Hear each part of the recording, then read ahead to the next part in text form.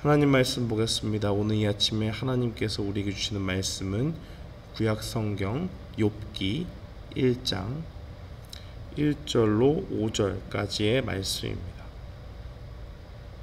구약성경 욥기서 1장 1절로 5절까지의 말씀,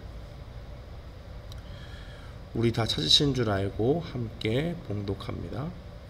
우스 땅에 욥이라 불리는 사람이 있었는데 그 사람은 온전하고 정직하여 하나님을 경외하며 악에서 떠난 자더라.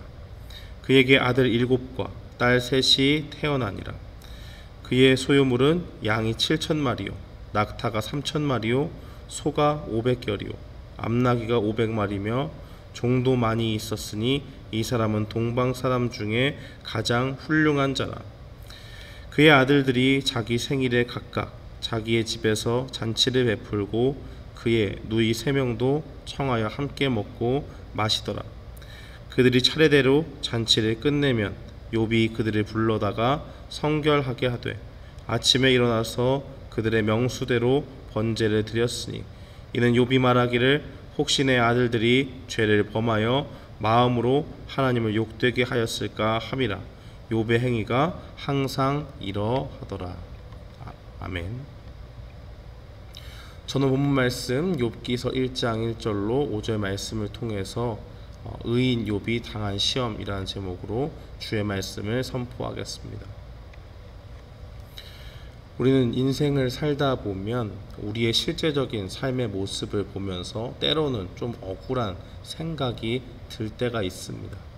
예수님을 잘 믿고 따르는 사람들은 의뢰이 하나님께서 복을 주시고 그들의 삶을 축복해 주셔서 그들이 늘 형통 가운데 있어야 되는데, 실상은 우리 주변에 있는 많은 주님의 은혜를 받은 사람들이 이 땅을 살아가면서 고난당하는 모습을 볼 때가 그렇습니다. 반대로 하나님을 믿지 않고 하나님을 따르지 않는 사람들은 오히려 하나님을 믿지 않지만 더욱더 이 세상에서 잘 나가는 그러한 소위 그렇게 권세를 잡고 이 세상 가운데서 떵떵거리면서 살 수 있는 그러한 모습들을 갖춰 나가는 걸 보면 우리는 문득 그런 생각이 듭니다. 이건 조금 뭔가 불공평한 것이 아닌가 하는 생각입니다. 우리가 오늘부터 살펴볼 이 욥의 이야기는 바로 이러한 고민에 빠진 성도님들을 위해서 하나님께서 우리에게 주신 말씀입니다.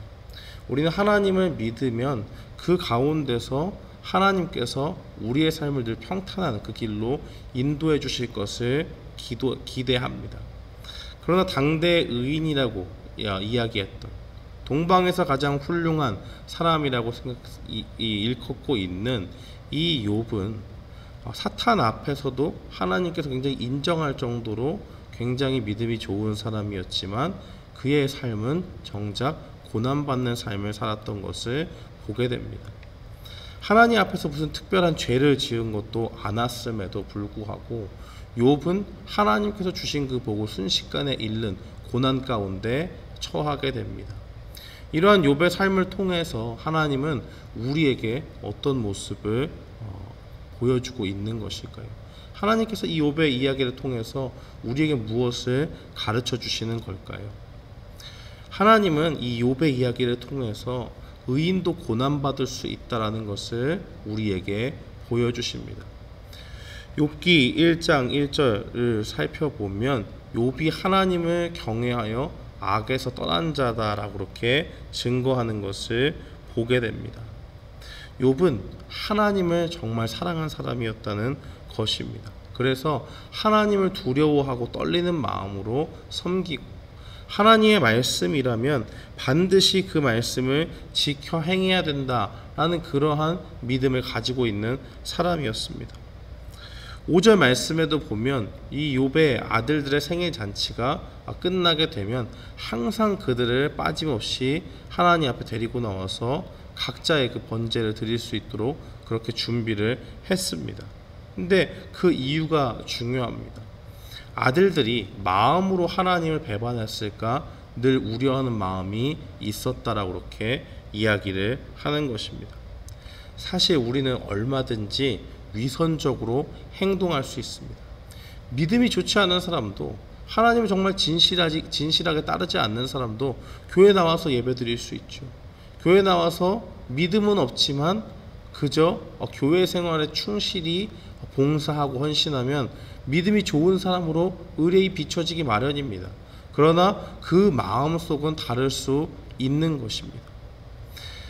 욥이 늘 두려워했던 것이 바로 이런 것이죠. 자신은 하나님을 믿고 하나님을 따르기 때문에 이 아들들이 어쩔 수 없이 이 욥과 함께 제사도 드리고 하는 그러한 일이 있을 수 있지만, 욥은 정말로 이 아들들이 자신과 같이 하나님을 온전히 섬기는 사람이 되었으면 좋겠다라는 그런 중심을 가지고 나아가는 것입니다. 그러니까 자신의 신앙뿐만이 아니라 자녀들이 온전한 믿음으로 설 수 있도록 늘 하나님을 정말 진심으로 섬기는 그러한 사람이 될 수 있도록 지대한 관심을 가지고 있었다는 것을 보게 됩니다. 그런데 이렇게 귀한 중심을 가지고 정말 믿음의 본이 되는 그러한 모습을 가지고 있는 의인에게 하나님은 고난을 주기로 결정하십니다. 천상의 회의가 열리고 사탄이 이 하나님 앞에서 이야기하기를, 지금 욥이 믿음이 좋아서 저러는 것이 아니고 자기가 하나님 앞에 받은 것이 많기 때문에 그것으로 인해서 감사하는 것이지, 저 소유물과 재산을 다 잃어버리게 되면 하나님 앞에 감사하는 것이 아니라 오히려 하나님을 욕할 것입니다 라고 그렇게 이야기를 합니다. 그러니까 하나님께서 사탄에게 욥을 괴롭게 할 수 있도록 그런 권한을 허락하십니다. 사랑하는 성도 여러분, 욥은 이 사탄과 하나님의 대화를 알지 못합니다. 고난을 겪고 있지만 그가 왜 고난받고 있는지를 알지를 못하는 상황입니다. 그러나 그 이유를 막론하고 이 모든 상황이 자기에게 주어졌을 때 그는 불평하지 않았습니다. 오히려 자신에게 모든 것을 주신 그 하나님께서 이제 모든 것을 가져갔으니 그것이 당연한 것이고, 하나님이 주셨으니 하나님이 취하는 것 당연하다라고 이야기하고 오히려 하나님을 찬송하는 모습을 21절에서 보여주고 있습니다. 22절 말씀은 이렇게 이야기합니다. 이 모든 일에 욥이 범죄하지 아니하고 하나님을 향하여 원망하지 아니하니라. 사랑하는 성도 여러분, 우리도 욥과 같이 갑작스러운 고난을 인생 가운데 만날 수가 있습니다. 우리는 생각지도 못한 타이밍에 어쩌면 우리의 생각에는 가장 내가 믿음이 좋다라고 생각을 하고 정말 우리 인생 가운데서 신앙의 최고 전성기를 달리는 그 순간이 있다고 할 때에 우리에게 갑작스러운 고난과 시련이 다가올 수 있습니다. 우리가 도무지 생각을 해봐도 이유를 알 수 없고 도대체 내 삶에 왜 이런 일이 있었는지 하나님 앞에 가만히 생각해봐도 내가 특별히 죄 지은 게 없는데 그러한 순간이 우리에게 올 수가 있다는 것입니다. 그러나 하나님은 그러한 순간에 우리가 변함없이 하나님을 경배하기 원하십니다. 이전에 잘 살던 환경 가운데서 뿐만이 아니라 우리가 정말 힘들고 지치는 그 시련의 순간에서도 신실하신 그 하나님을 붙잡고 나아가기를 원하신다는 것입니다. 우리는 뭔지 잘 모릅니다.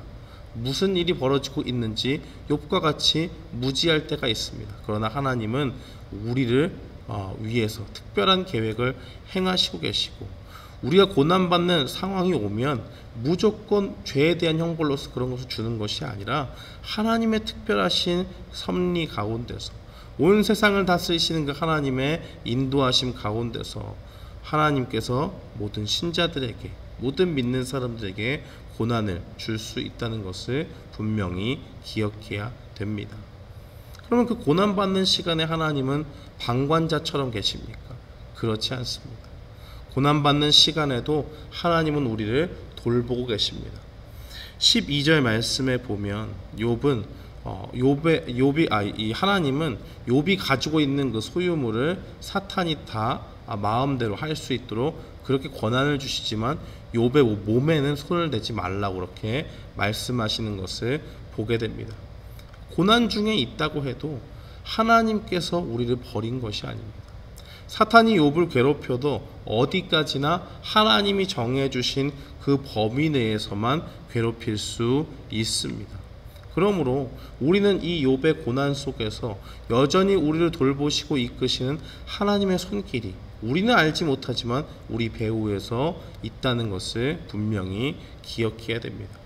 사랑하는 성도 여러분, 오늘 말씀을 기억하면서 우리는 우리에게 특별한 계획 가운데 우리를 고난 중에 놓게 하시는 하나님을 바라봐야 됩니다.